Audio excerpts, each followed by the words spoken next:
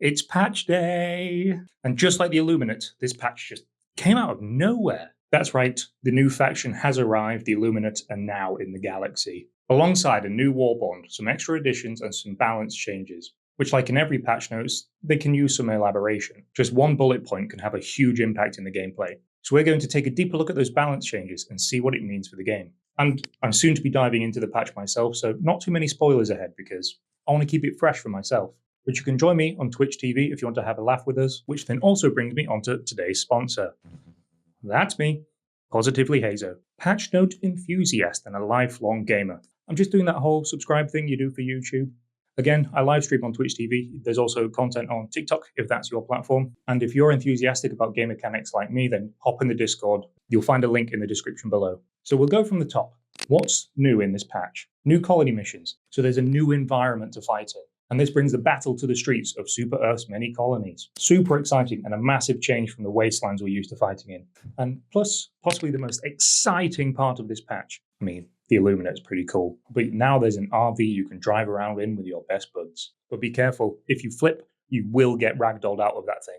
And that's enough for the RV because I want to try it for myself. Now let's get into the meat of the balance changes. The explosive barrels have some extra utility, now leaving a fire behind for a short time to burn any passing enemies or Helldivers. In addition, just generally across the board, Helldivers have a little bit of extra fire resistance. It takes a little bit more time for you to catch on fire, so there's some resistance to those fire effects. There's a bunch of tweaks to some of the weapons, but I'm not going to go into those small changes. A big one, however, is the airburst. The original flat projectiles of the airburst are still there, but now you have the option of a cluster, similar to what they've done with the recoilless, giving you the options of ammunition. These projectiles no longer explode based on proximity. There is now just a timer.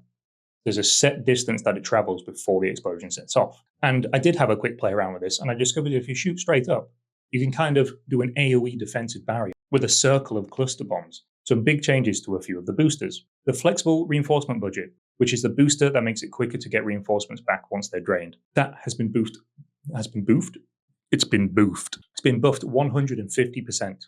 100% buff on Expert Extraction Pilot, which is one I don't have, unfortunately. But there's also Muscle Enhancements, which lets you walk over rough terrain. That's been a 40% boof. And Motivational Shock, which improves your recovery rate from debuffs and slows. That's had another 100% bonus. An armor set that I've recently fallen in love with, the ones from the Viper Commando pack, the Peak Physique bonus. In the patch notes, it says increase melee damage bonus by 100%. But what it looks like in game, it's been set to 100%. Another huge one, I think everyone's been asking for this, control over your jump pack.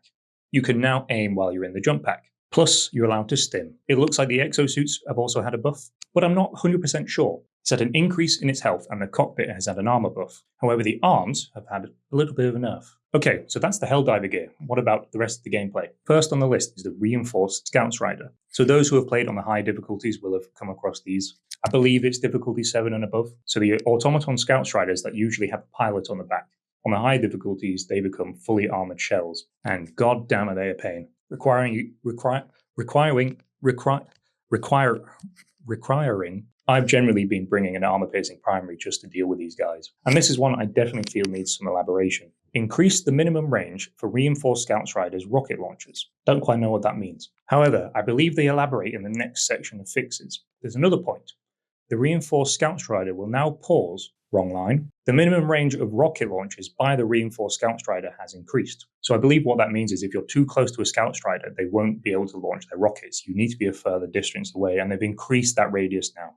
So you can avoid the rockets if you get close in. And there's quite a lot more they've changed with the Scout Striders. It looks like they've reduced the spawn rate. I've got no complaints with them reducing its spawn rate, which sounds great. And there's a few changes to the visibility of the rocket attack on Scout Striders. The Striders now stand in place before firing the rocket. However, they also say that they've turned off the telemetry for Scout Striders. So what that means is the animation that gives you notification that they're about to fire, that is no longer there. However, it's been replaced with the fact that it now stands still. Plus, they've made the rockets far easier to see. I know I've taken several of those rockets as a direct headshot, so they're going to become a little bit easier to predict. And quickly picking out a few of the fixes, the Automaton Barrage Tank's turret no longer continues to work despite its body being destroyed, which is one that's confused us a few times. And then another big one is ragdolling. We've all had those moments getting juggled by automaton explosions, and I'm sure that will still be the case. It will just be a little bit easier to deal with. So previously, when ragdolled, you would return to this standing position. that took a little bit of extra time to complete the animation to stand up, where you were unable to make any inputs. Now, instead, you will remain prone. This gives you some more freedom of your next move, makes it quicker to stim, plus, whilst you remain in that prone state, it gives you some resistance against getting ragdolled again, which again just sounds like great user experience updates. Another nice bonus is that fire effects will wear off quicker whilst you are being ragdolled. And wow, it really does feel like Arrowhead are now listening to the community. If you haven't heard already, Helldivers 2 did win Game of the Year for 2024. And I don't think that could have happened without the 60-day turnaround they've put forward this year. And now it feels like they're really riding that high to really top off 2024 as a massive year. So let's have a quick look at the new Warbond. I know so many people have been asking for some melee combat. We did get a little teaser of melee combat with the Constitution, but now there's a fully fledged melee weapon. I really can't tell you more other than the stats, but here it is. There's some extra stratagems with a portable directional shield to hover in front of you, plus a new flamethrower turret. The new armor effect, which applies to both of the new armor sets. The Siege Ready passive. This increases your reload speed by 30% and also gives you some extra reserves. So a great armor set for those who are heavily using their primary weapons. As always, some fantastic cosmetics with a badass urban camo. If you've been experiencing any other crashes or bugs, there's quite a lengthy list of fixes, so check them out if there's something you're looking for. Well, I guess after all that, the main elaboration was for Scout Striders and Ragdolls. But here you go.